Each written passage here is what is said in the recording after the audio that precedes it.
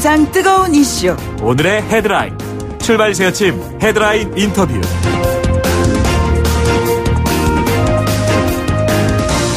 네, 국회 상황 지난주에서 이번 주에도 굉장히 뜨겁게 이어지지 않을까 이런 생각이 듭니다. 여야의 상호 막고발전으로 극한 대치가 이어지고 있습니다. 법안 처리를 하겠다는 것이 지금 국회의 모습인데요. 어떻게 이 상황이 전개될까요? 국회 사법개혁특별위원장인 더불어민주당의 이상민 의원 연결하겠습니다. 의원님 안녕하십니까? 네, 안녕하세요. 예, 사개특위 회의실 지금 어떤 상황인지요? 궁금합니다. 네, 어제까지 확인한 바에 따르면 그 자유한국당 측에서 뭐 완전 봉쇄는 아닌데요. 네네. 예, 그 앞에서 이렇게 뭐 경계를 하고 저희들이 그저께 또 저녁 때 8시경에는 사개특위 의원들이 회의장을 점검하려고 갔었는데 네네. 뭐 자유한국당 의원들 10여 명이 하고 또 보좌진들이 한 20, 30명이 그냥 급거에 들이닥쳤습니다. 네네. 그래가지고 거기서 또 뭐 좀 실랑이도 있었고요. 예. 예. 아마 뭐 저희들이 또 이제 회의실을 들어가려고 하면 또 이제 그 물리력을 동원해서 막지 않을까 이런 그런 걱정도 하는데요. 네네. 제발 좀 그러지 않았으면 좋겠다 말씀드립니다. 예, 지금 의원께서는 사개특위 위원장이시지 않습니까? 네네. 예, 다음 회의가 열리면 바로 패스트트랙 지정 표결을 진행할 것이다. 뭐 이렇게 분명히 또 말씀하셨는데 오늘 진행할 수 있을까요?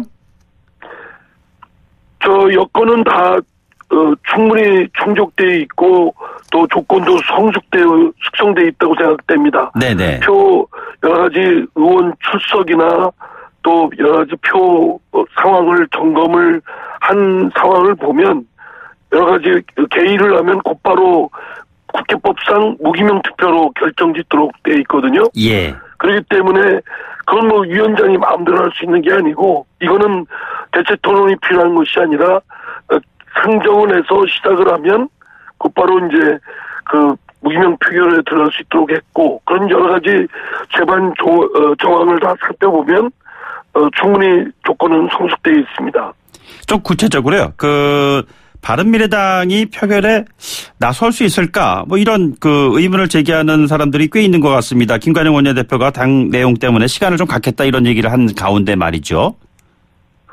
글쎄요. 바른미래당의 구체적인 당내 사정은 다른 당 문제이기 때문에 제가 뭐라고 말씀드리긴 그렇고요. 다만 바른미래당을 포함해서 민주평화당, 정의당 그리고 더불어민주당 여야 4개 당이 그 선거제도에 관련된 공직선거법 개정안과 또 공수처법안 또 형사소송법 개정안 그리고 검찰청법 개정안 소위 그런 법안들에 대해서 시한을 정해서 저 안건을 심의하는 패스트트랙 신속 처리 안건 절차를 하자라고 국민적 약속을 했던 사안입니다. 네네. 그렇기 때문에 바른미래당이 국민적 약속을 한 이상 국민적 그 약속을 지킬 것으로 저는 충분히 그렇게 믿고요. 예. 거기에 따라서 당내에 여러 바른미래당의 사정이 있겠지만 그러나 저는 실행할 것이라고 생각합니다. 바른미래당 쪽의 의원 체입에 임재훈 의원과의 교류는 있으신 건가요?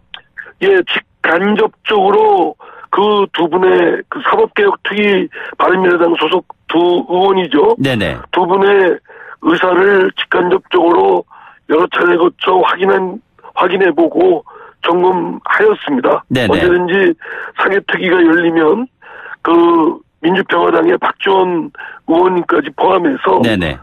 전원 출석하고 전원 또 찬성의 뜻을 표시할 것으로 저는 확신합니다. 예, 그렇습니까? 그 두 의원, 그러니까 사개특위 위원 역할을 하고 있는 두 현역 의원이 오신환 권은희 의원 사보임 과정에서 이제 교체가 되면서 결국에는 이것이 자유한국당 투쟁에 명분을 줬다는 지적이 있습니다. 위원장으로서 어떻게 보십니까? 글쎄요, 특정 교섭단체의 의원의 상임위나 특위의 사보임 그 당내 사정이고 또 의장님이 결정할 사항입니다. 네네. 그렇기 때문에 민주당 소속인 제가 뭐라고 얘기하긴 그런데요. 그러나 지금까지 회기 중에 당내의 특별한 사정이 있으면 언제든지 그 소속 의원을 사보임 시켜왔던 거는 뭐 이번만 그런 것이 아니고 자유한국당도 여러 차례 그렇게 해왔고 더불어민주당도 그렇게 해왔습니다. 네네. 이런 것들에 대해서는 그 특정 정당의 교수단체 대표의 뜻에 따라서 이렇게 운영해 왔고 그렇게 양해되어 왔기 때문에 이제 와서 특정 사안에 대해서 그것이 문제 있다라고 제3당이 문제 제기하는 건 그건 말이 안 되죠. 네네. 예, 그런데 바른미래당 당내에서 그런 갈등이 있다면 뭐 그건 그 당내 내의 문제니까 그건 저희들은 지켜볼 수밖에 없겠지만 예. 자유한국당이 바른미래당의 당내 문제에 대해서 갖다붙다 얘기하는 건 그건 금도를 넘어선 거 아니겠습니까? 예, 예.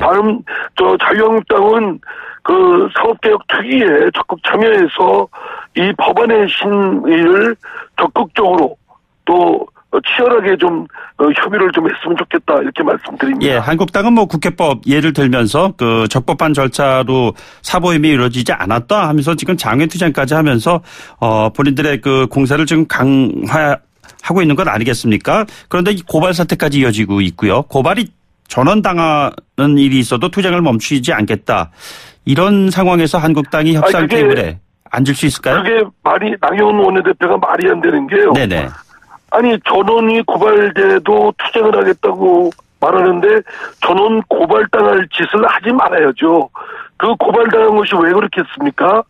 지금 그 법률안을 제출 국회 그 접수처 그 사무처에 접수시키려고 하는데 그걸 사무실을 원천 봉쇄시키고 문을 잠가버리고 물리력을 행사하고 팩스나 컴퓨터 장치를 다 꺼버리고 이러면서 그 접수를 막고 법률안 접수를 막고 또 회의실도 그 불법 점거해서 그 국회의원들의 회의장 입장을 몸으로 막고 뭐 이런 일이 있어야 되겠습니까? 네네. 다른 본인들이 마음에 안 들면 그거에 대해서 반대를 표시하든가 다른 정치적 의사 표시를 해야지. 예. 다른 의원들의 법률안 제출권이라든가 법안 심의라든가 회의 참석 같은 걸 막아버리면 그게 국회의 기능을 마비시키고 중단시키는 건데. 네네. 그거야말로 중대한 그건 불법 점거고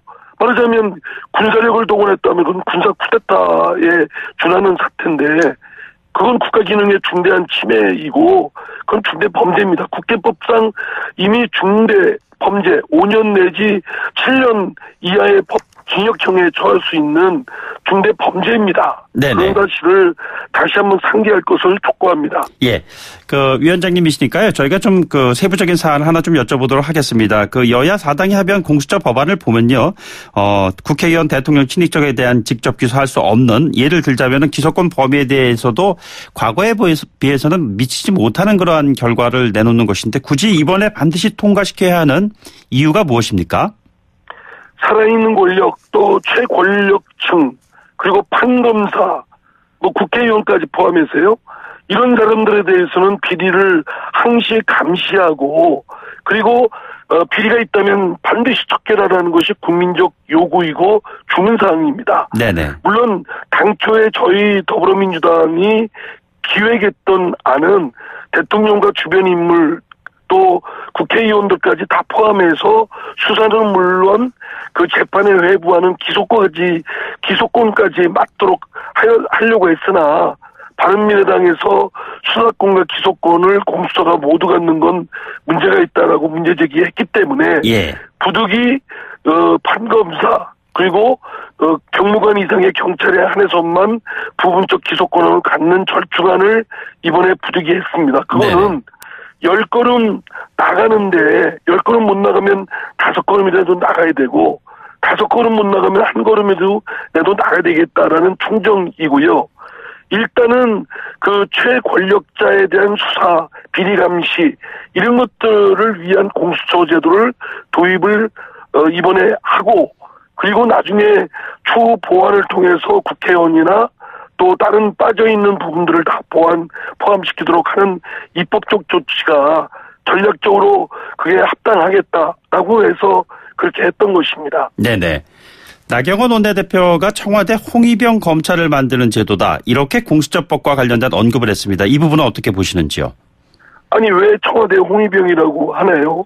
지금 바른미래당에서 제안한 대로 저희들이 이미 패스트트랙의 그 옮겨놓은 법안에 따르면 지금 그 야당의 추천위원 두 분이 반대를 하면 공수처장을 임명을 할 수가 없습니다. 추천할 수가 없습니다. 그럴 만큼 야당에게 실질적인 비토권, 거부권을 보장해줬기 때문에 야당의 마음이 들지 않는 분은 공수처장이 될 수가 없고, 공수처장이 될 수 없으면 공수처가 야당의 입맛, 그 야당의 뜻에 안 맞으면 언제든지 움직일 수 없는 그런 상황입니다. 네네. 만약에 공수처가 그런 염려가 있다면 그런 염려를 해소할 수 있는, 또 방지할 수 있는 합리적인 안을 제시하면 그거는 저희들이 언제든지 수용할 자세가 되어 있습니다. 네네. 근데 그런 안도 제시하지 않고 그냥 무조건 청와대 홍위병이 된다. 아니 그러면 더불어민주당이 늘 여당만 됩니까? 또 자유한국당도 여당이 될 때가 있는데 그러면 자유한국당이 홍위병 된다는 걸 반대한다는 것입니까? 네네. 그래서 저는 괜한 그거는 핑계이고 실제로 하고 싶지 않는 그 핑계 때문에 지금 패스트트랙이라는 사태까지 온 거 아니겠습니까? 예. 그러지 말고 최고 권력자, 살아있는 권력, 판검사들에 대한 또 국회의원들에 대한 그 항시 비리를 감시하고 비리가 있으면 척결하겠다는 국민적 요구를 저는 받아들여야 된다고 생각합니다. 네. 마지막 질문 드리겠습니다. 민주당 사개특위 의원들을 한국당이 폭력행위로 고발을 했습니다. 어떻게 대응하실 계획이신지요? 민주당의 사개특위 의원들이 뭘 잘못했습니까? 제가 그 민주당 소속이라 그냥 편드는 게 아니라 그 불법적으로 회의실을 점거하고 그 법률안 제출을 막고자 한 장본인들은 자유한국당 나경원 원내대표를 비롯한 국회의원들, 그 자유한국당 측 사람들입니다. 민주당 의원들이 뭘 어떻게 했습니까?